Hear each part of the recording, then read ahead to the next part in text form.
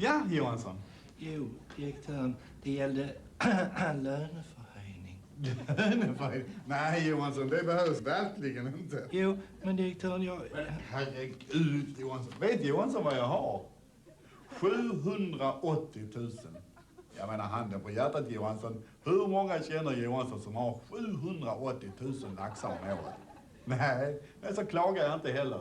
65 000 i månaden, det klarar jag mig alldeles utmärkt på.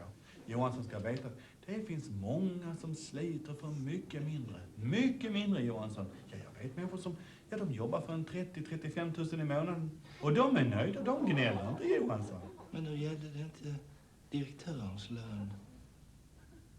Ja! Johansson tänker på förmånerna. Ja, det var ju vänligt, men...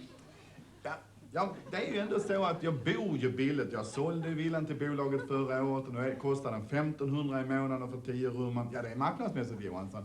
Och sen, jag har ju fria... Sitt ner, Johansson. Jag har ju fria... Nej, inte där. Jag har ju fria resor så att jag kan ta familjen med. Ta en cigarett, ta en cigarr, Johansson. Ta en tulo, det tycker jag. Ja, och jag har ju fria resor att ta familjen med mig. Nej, Johansson borde tänka på att förnöjsamhet och fördragsamhet, det är det jag alltid har hyllat i min gärning. Gör upp en budget, Johansson, det är aldrig fel.